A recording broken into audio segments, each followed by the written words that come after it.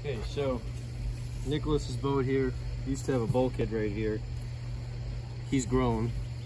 I don't like the idea of a bulkhead. I like a much more open boat. So as you can see, this used to be a storage compartment.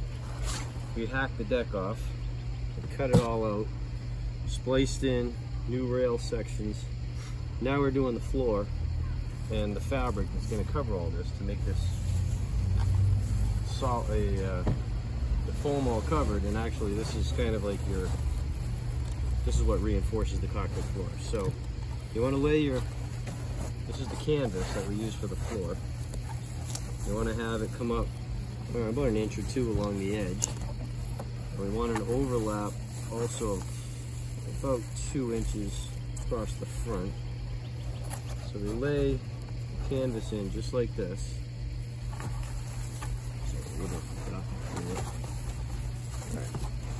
Stretch that across, and then 2 inch up here is about there.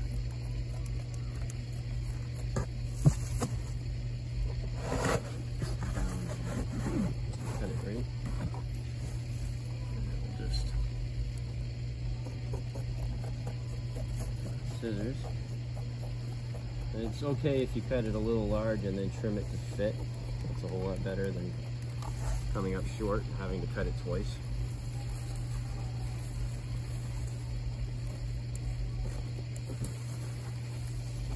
It's one of the things I've always liked about this design. Nicholas built this boat when he was 12. It took him 21 hours of build time in about 6 months because of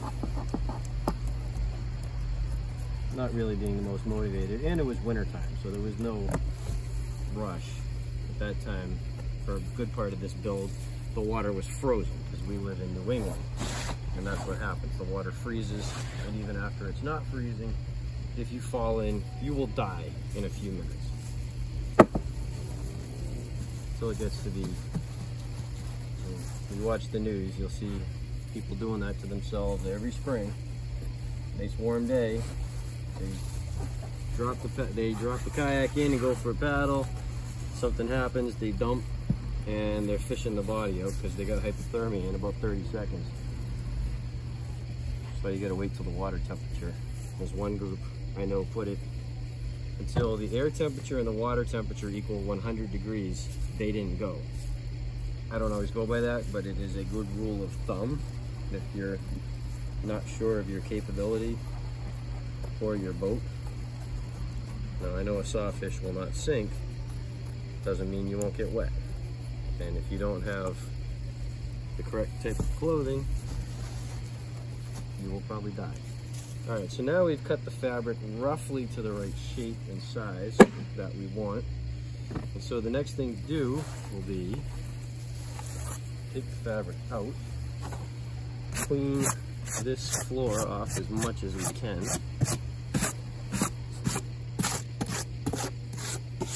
And lay the glue in. And for that, got one of my handy dandy cut down rollers and a small roller thing. So Nicholas, do you remember how to roll the glue in? How thick do you want it? I don't remember, it's been 4 years. Okay, so it's been 4 years. He doesn't remember, I'm glad I do. Basically, you want it so that you can see that there is glue down in every single one of these pores that have been made in the foam. All these little holes are filled, but you can see pink through the yellow. So go ahead and use that roller and roll that much glue on. Get close to the edge. Yeah, we'll keep working it like that. And the paintbrush is for cutting it into the edges where you can't quite. Don't worry about it dripping, just get it over here and start rolling. So give it some downward pressure to force the glue down into the pores. There you go, just like that. Okay, put some more, you're running thin already. It takes a lot of glue, especially for your canvas, because your canvas is thirsty. Like I have actually just poured the glue on and then rolled it because of how quickly it runs out. Let me drizzle some on for you. Go ahead, start rolling.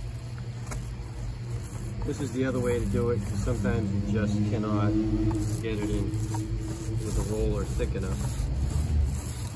Instead, you just kind of run a drizzle all over, and then roll that down in. And then that way you know you've got enough, and you can add more if you need. But this is the one step you really don't want it to be too thin or too dry.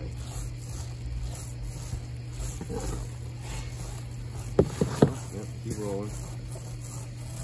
One of the tricks we're going to do here is we're not going to put glue on the painted fabric. And if we get some, it's not the end of the world. But what you actually want to do, and this is for any type of repair you're doing on a Sawfish, glue is for sticking to the foam. You're actually going to use paint to glue the fabric to the paint that's already there. Use the paintbrush for that, Nick. The paintbrush to paint in along the edges like that. So once you've got it all covered, for the edges, it doesn't matter if it's a little thick, because this fabric, unlike the bed sheets you're going to do later on, will just suck this glue up like you wouldn't believe. The bed sheets will get saturated with it, and then paint won't stick where it's saturated. But with this stuff, it takes so much to fill the canvas.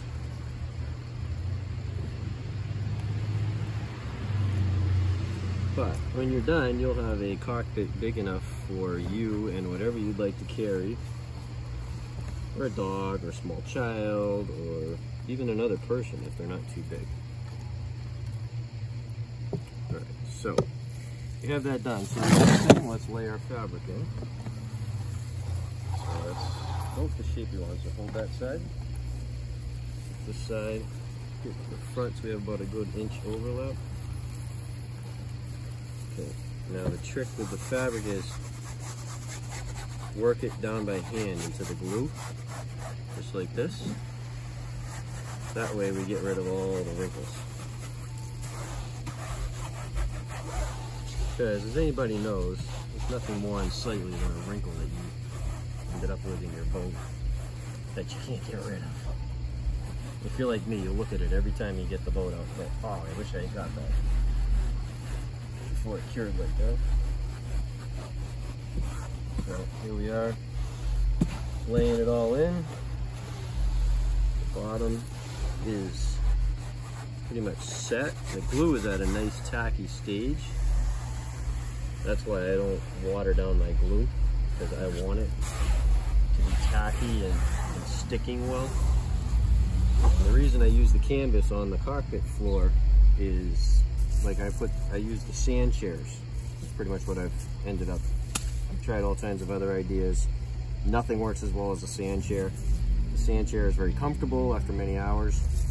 I'm just going with sand chairs, but sand chairs have little feet, and that concentrates all that weight in just 4 areas on the boat.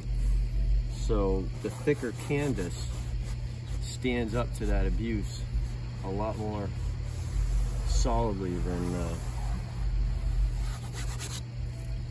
thin cotton bed sheets. Some people put sheets of plywood. It's entirely unnecessary, even to stand on it. But this right here gives you a good solid surface.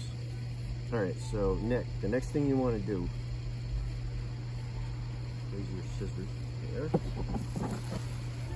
It's not really too bad. We have a nice, just take some of these edges down just a little.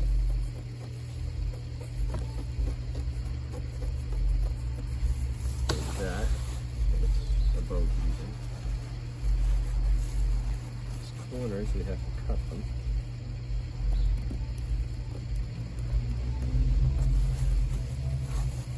Overlap.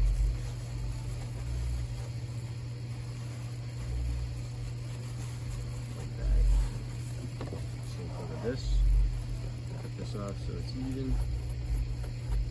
Just because it prints through cotton bed sheet fabric, it's very obvious that there's something there underneath. If we get it a straighter line, it'll look better.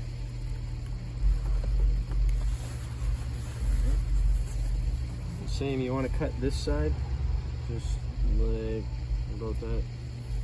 So cut it about that. Okay. Remember, this is the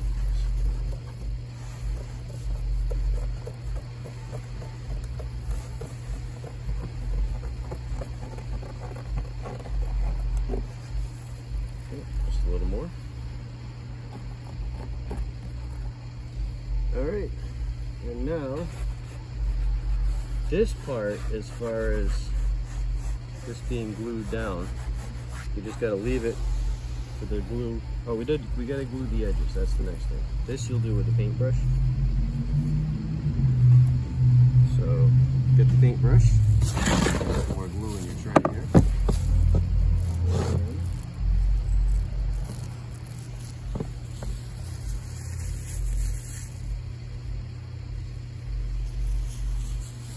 No, leave the roller. Don't need that for this thing.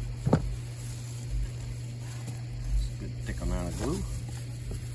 Take the paintbrush right here and go around the edge and just put it up as high as the canvas is. All the way around.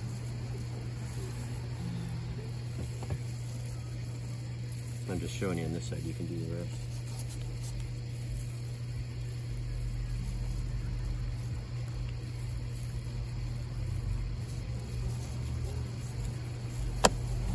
And then, same thing, work the fabric down into it so it's smooth.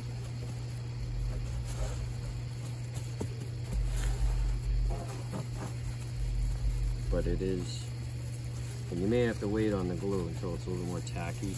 And like right here, I've got a dry spot. So let's take the brush and do a little more right there.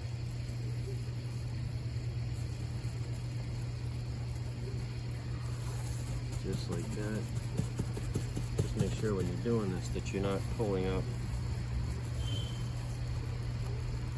that bottom corner down here, that it's still tight down in there.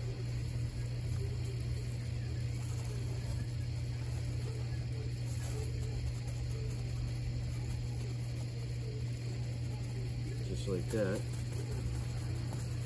So go ahead and do that around these other two sides, okay?